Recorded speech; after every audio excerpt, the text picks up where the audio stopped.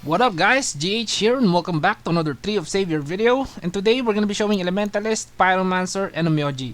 Yup, I've been trying out different builds looking for the new meta, but I wind up with this build and it's quite interesting, so I decided I will do a video about this one. And here we are. I'm gonna show you guys the different classes, the important skills, and how it works, and the reason why each of these classes are here in this build, and the good and the bad in this build. So what are we waiting for? Let's do this.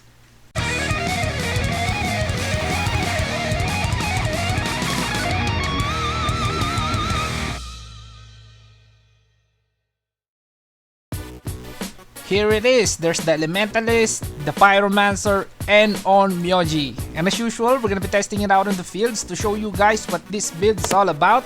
And we're gonna start with Elementalist.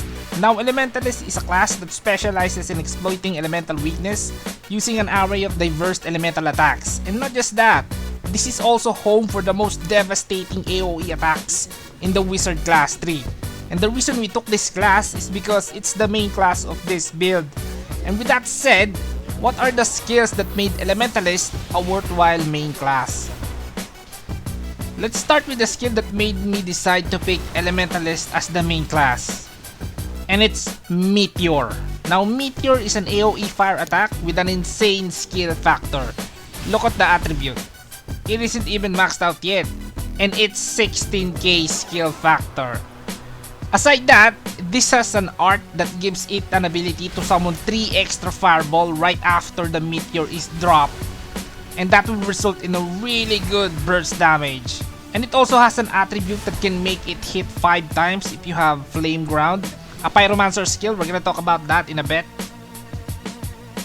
Next skill is Elemental Essence. This is a skill that made Elementalist awesome in exploiting elemental weakness. And to put it simply, when you use it, your damage against enemies weak to your elemental attacks gets bonus damage.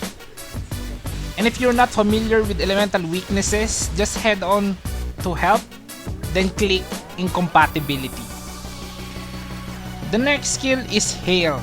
This is an AoE attack that drops down multiple icicles that continuously damage enemies and also has decent chance to freeze targets. This skill is good for crowd control. I usually open up with this one just in case the enemy can be frozen. The last skill we're gonna cover is Storm Dust. This is another AoE attack that can hit about 36 targets at max level, which makes it a hit everything skill because you ain't gonna see that much enemies around. Okay, that's Elementalist. The recent patch made this class much more enticing to players, and it's definitely one of the class in the Wizard class tree that's gonna be overused. Now let's take a look at Pyromancer. And Pyro is a class that utilizes fire spells that's more directed towards a group of enemies. And the reason we took Pyromancer is because some skills and attributes of Pyro can increase the damage of Meteor. That's it. Period. So what are those useful skills and attributes? First is Flame Ground. This is a huge magic circle attack that lasts for about 8 seconds. And what's good about this skill is it works with Meteor. Because if you have Meteor Flame Ground attribute, the Meteor will do 5 hits if the target is stepping on Flame Ground before it hits. And if you wanna know more about this, I'm gonna leave a link in the description and the comment section. Okay, next one we're gonna show is Staff Mastery.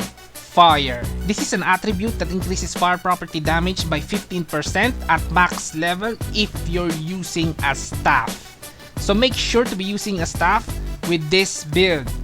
And I know it's fine if you don't wanna drop your shield because there's a lot of hard-hitting attacks in game. And Wizard HP pool isn't exactly the highest out there, so decide for yourself. The next skill is Fire Pillar. And this one is a smaller AoE attack that summons a pillar of fire to attack enemies. And what's good about this skill is it's insta-cast and got some decent damage to go along with it. Plus, you can move around right after you drop it down. And it also immobilizes regular mobs when they are hit, making them a perfect target for Hell Breath. And Hell Breath is a Yoga Fire move that can continually damage enemies as long as you hold it down. And while you're holding the skill down, you're immune to melee attacks. And that's good. Because the problem of that skill is you're a sitting duck when you're using it. And a partial immunity to attacks is gonna be helpful. Okay, let's head on to the last class, Onmyoji. And Onmyoji is a class, if you have watched most of my videos, this is the class that you pick if you wanna have a really good farming class. But in this build, we picked Onmyoji because of one skill, and it's Firefox Shikigami. And what Firefox Shikigami does is increase your fire property critical rate. And at max level, the Shikigami will increase your critical rate by 95%. And that's insane.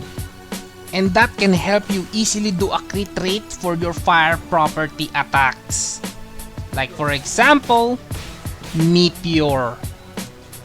I know there are more Onmyoji skills like Howling White Tiger, an awesome AoE attack I always use for farming. Then Toyo, your secondary farming skill. And Yin Yang Harmony. They recently changed this to hit much more harder, and that definitely made Onmyoji a more viable DPS class. And of course, Genbu Armor. In layman's terms, Genbu Armor, this will help you survive hard-hitting attacks. Okay, that's the build. Elementalist, Pyromancer, and Onmyoji. Now it's time for the good and the bad. Let's start with the bad. And as you all know, I do not like a class build without an invincibility skill. And this build certainly falls into that category. Another drawback in this build is the low HP pool. And at the start, if you haven't set up your gear to get more con and HP, you will find yourself getting one hit or almost dying. And now for the good. First thing I can say for sure is it has an awesome single target and mobbing capability. Because the main skill we're using, Meteor, hit frigging really hard. High skill factor plus an art, and high crit rate. Another good thing is most skills in this build are skills that you don't need to channel or hold down.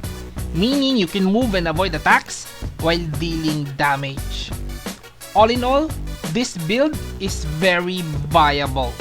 It has high damage output and decent mobility.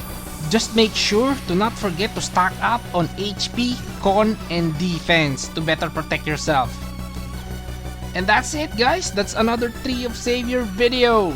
And if you like the video, hit the like button cause that helps us with the algorithm crap. And subscribe, we're almost there, let's do this! And as always, this is Unreal Gaming Hardcore. See you in the next one.